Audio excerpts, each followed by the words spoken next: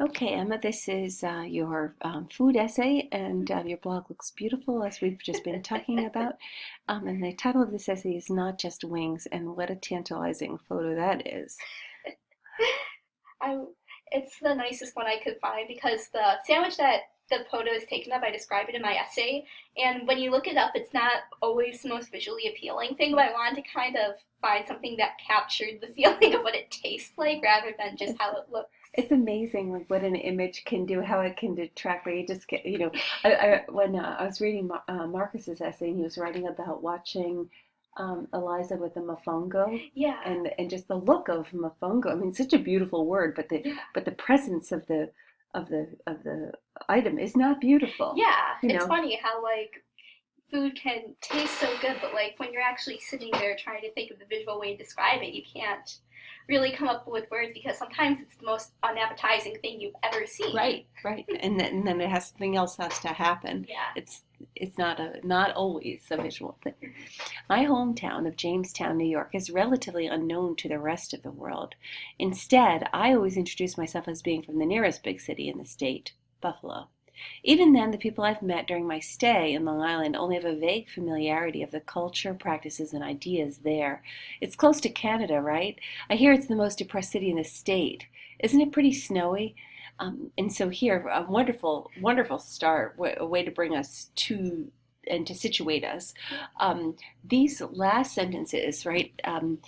It's close to Canada. I think I'd put these. I was wondering if I should put them in quotes. I think so, so that Yeah, yeah, right? Because they're yeah, clearly, when you read them out loud, you yeah, see that they are something else. Also, the there. I think you probably know. I have a yeah. It seems funny. kind of vague. Yeah. Yeah, Okay, good. So think about that too.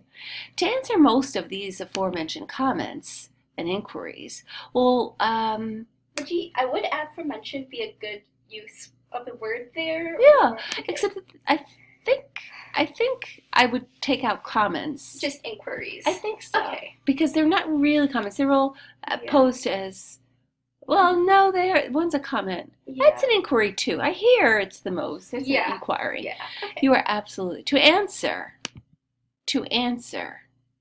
To answer. Now this part you are should respond to answer. Yeah, to answer. I want to take that out because I don't like using the second person as sort of a basis in an Okay. essay. Um, See, but the reason why this is inaccurate here is because it looks like you are answering, yeah, right? But you are not answering. It yeah, is I am answering. yeah. Or one, to answer most of the, to answer, Aforementioned inquiries. I would say, so Assumptions, maybe? mm, so the problem is with this locution here is Yeah, that you are doesn't respond to answer. yeah. Okay, so think about that. Okay. What would you say is a good way to go around that? Um, uh, so to answer positive, one could answer most of the aforementioned inquiries positively and be absolutely correct. Okay. Okay, does that work? Yeah, something along those lines. Something Okay. like that. Buffalo shares a border with Canada and sees an average snowfall of 93.4 inches each year, in part due to lake effect snow from Lake Erie and Lake Ontario. And yes, the gloomy weather, decline of industrial jobs, and rising unemployment has made Buffalo the second least satisfied metropolitan area in New York State, according to a 2010 Gallup study. And here you'd want to cite that study? Yeah. But what gnaws at my mind, and it's interesting that you use the word gnaw for a food essay, what gnaws at my mind most is the usually arrogant remark that follows my verbal acknowledgement of Buffalo's shortcomings. I can't imagine what it's like to live upstate. It. What does that refer to? That refers to the sentence preceding it. So let's give it a noun. Vague Okay. pronouns are Yeah. so tough. You've heard this Yeah, before? yeah. This statement is an insult Okay. to my culture, comfort, and home. Okay. It's really a nice trio, the culture, comfort, and home. Because I feel like I wanted to outline that as far as the emphasis that food plays like in my life. That's because it applies to all of fantastic. it. Yeah. Okay. So what then does my pride come from? Snow isn't the most favorable weather, and being close to Canada isn't the most special thing. How about isn't that special? Yeah. Thing is Yeah. overused, Big. right? Overused, yeah. One must first look at a timeline of immigration to Buffalo to understand what makes the city unique. It started. The migration. This migration started in 1810 with the English Americans moving to the newly planned settlement. They were followed by the Irish escaping the potato famine. Then German and Polish Jews arrived. Let's give them a verb, right? After Jews. I'm pointing, and I should be arrived. Clicking there. In 1870, the Polish began immigrating to Buffalo in earnest, surging again in 1890 with the addition of Italians. The population surging again. Do you see? Okay. A couple of words dropped. Not too bad. In 1890 with the addition of Italians. Surging again refers specifically to the Polish immigration. So. Then. So I'm trying to think of a good way to. Maybe make this new sentence. Okay. Surging again. When does 1890 refer to? 1890. The addition of Italians? No.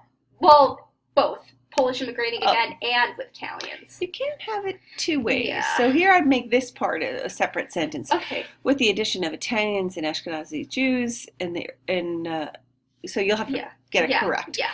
Also. So break it up a little bit. Yes, after the 1890, I think. And the other thing is that you're giving all these facts, you haven't given a site. Yeah. Technology. I forgot to put it in the beginning. Yes. It should be right after the sentence where it says it started in 1810, blah, blah, blah, blah, blah. Citation there. Right, and it won't be it any longer. You'll be changing that. Yeah. Okay. Buffalo, in the early 20th century, Buffalo saw 3/4 of its population being farm-born. Say as. Okay. So being is frequently substandard usage. Okay. So switch it with as. I didn't know that one, actually. That's good to know. Thanks. Yeah. It's a thing. A growing Italian population, an influx of Syrian and Armenian refugees after the fall of the Ottoman Empire, and a large number of African Americans fleeing Jim Crow laws. And this is all in the early 20th century. And to the south, my hometown of Jamestown had long since become the furniture capital of the world and a hotbed for Scandinavian migration. These many groups thus created a melting pot of culture and consequently an incredibly unique cuisine. And I'm so grateful that you have this last sentence here. This is, as you know, is so what? You've given all this data and you're showing why you're including it. Well done, Emma. Of course, the general population would know buffalo as the progenitor of buffalo wings, chicken, and you might say something, give it a little more. This recipe it comes from. There you go. Wow, you're doing it. You don't need me at all. It's because the way that I write, I always do my first draft, like rush in, get all my ideas on paper, lots of mistakes, and then afterwards I go through and I'm like, okay, this is what needs to be changed. And you can hear it too. Yeah. Especially when another reader who reads thoughtfully, you're like, oh, but I have something else for you. It's like a gift, right? Yeah. So this recipe for the recipe for chicken wings is Yeah. Okay.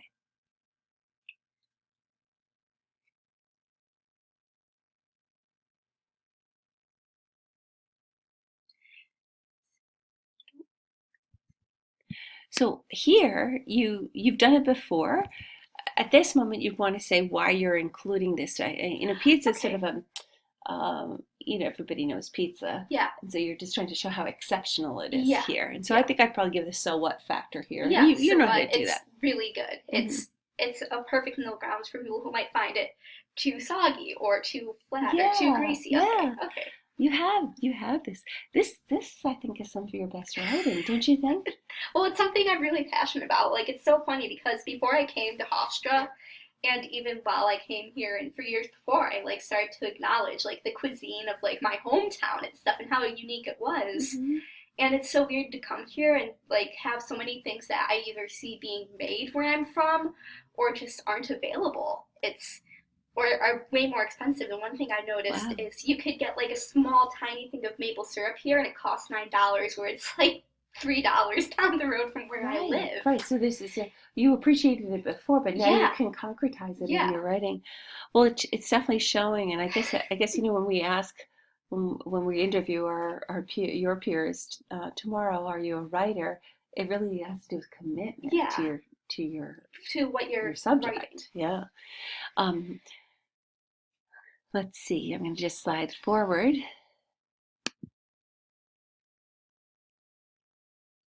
I use many too much. I need to change that. Isn't that interesting Yeah. to see? And also the sites, right? I'm always Yes. thinking, I'm looking for where is this coming from? Yeah. Okay. Very important. I always forget to do parenthetical citations, so. Mhm. So you want to include, you just told me a story about why this matters so much to you. Yeah.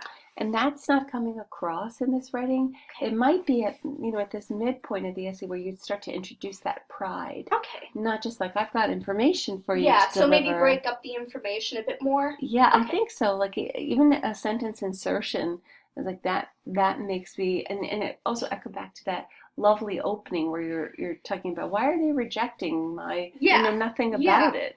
And so you're sharing this information, but you're also making a connection for the reader. Okay. Right. So I think I would introduce that. Otherwise it's just information. Yeah, okay. Right. So introduce that a bit earlier. Right, because an argument is information plus opinion. Okay. So let's have some of that. More opinion. Let's have a taste of that. Oh boy. Break it up a bit. The puns, the puns. So you announce this here, and it's very hands off. Yeah. But this is very personal for you. So bring it up earlier in the essay. Okay. So that you can force it. So here you're going to say what Almarico says. This is a long quote, right? Yeah. And then I love block quotes. Yeah. And then you need to connect this, right? So connect it a bit earlier. Yes. And maybe talk more about like bread or. Yeah, you are on your way. Really, really productive. In case you couldn't tell, I think the food is good. I'd separate that into a separate sentence. But you've got to have, it's got to touch most paragraphs, that sentiment. So that sentiment Emma, you have arrived. Isn't it great? Yeah. That's really wonderful. So I can't wait to see this revised. Now we have